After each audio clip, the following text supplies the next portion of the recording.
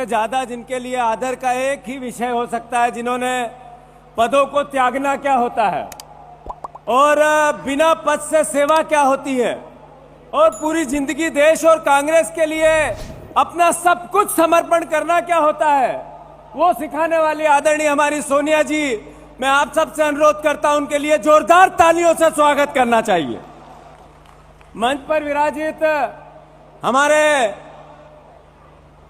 देश के राष्ट्रीय अध्यक्ष कांग्रेस पार्टी के खड़गे जी, आदरणीय हम सबके प्रेरणा के स्रोत और मेरे जैसे कई परिवार के साथियों को राजनीति में एक दिशा और दशा के साथ आदर्श के रूप में अपने आप को स्थापित करने वाले, जिन्होंने बताया देश को कि किस तरीके से एक अपने आप को समर्पण करके इतनी बड़ी यात्रा जो कभी आदरणीय शंकराचार्य जी ने की थी, कन्याकुमारी से कश्मीर तक पैदल ही पैदल, आदरणीय राहुल जी, उनके लिए जोरदार तालियों से उनका भी स्वागत होना चाहिए। साथियों, मंच पर विराजित सभी सम्मानित नेतागण, आदरणीय प्रियंका जी, आदरणीय वेणु जी, मैं आप सबसे अनुरोध करता हूं कि हमारे पास इतनी बड़ी विरासत है। हमारी विचारधारा ने देश को आजाद कराया, हमारी विचारधारा ने देश की उन्नति के लिए बलिदान दी, शहादत दिए। हमने देश के लिए विपक्ष में रहकर भी देश सेवा की। हमारी इतनी बड़ी विरासत है।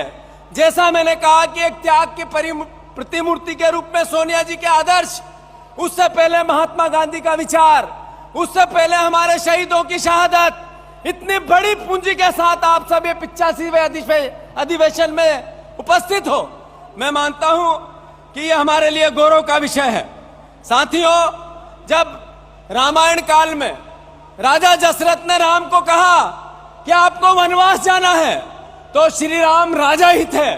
उन्होंने जब वन की ओर प्रस्थान किया तो उनको रास्ते में केवट मिले, उनको रास्ते में सबरी मिली, उनको रास्ते में वानर मिले, उनको गरीब मिले, वनवासी मिले, किसान मिले, वानर मिले, उनको उस समय के राजा नहीं मिले, उस समय के अमीर लोग नहीं मिले, उस समय के बड़े लोग नहीं मिले। इसी प्रकार जब भारत जोड़ो यात्रा भारतवर्ष में चालू हुई तो राहुल जी को कौन मिला?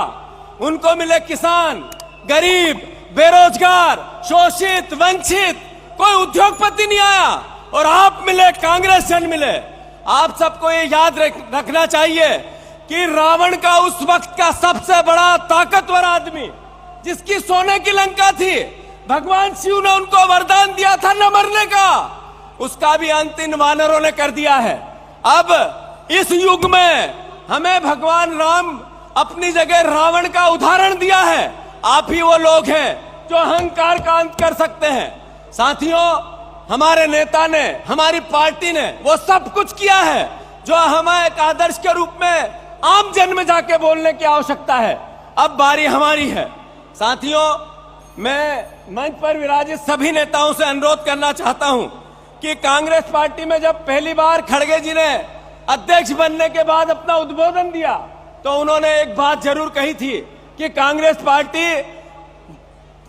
पार्टी 50% युवाओं के लिए रिजर्वेशन करने वाली है।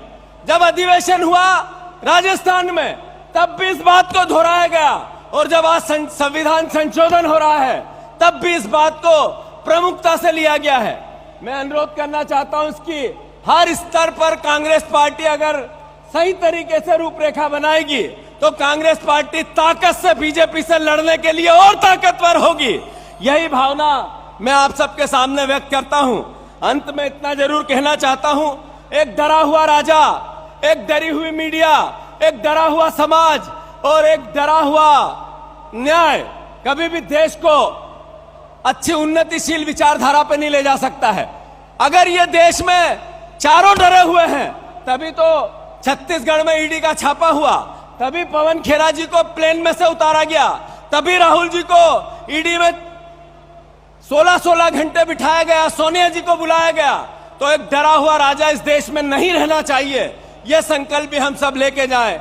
जय भारत, जय हिंद, धन्यवाद।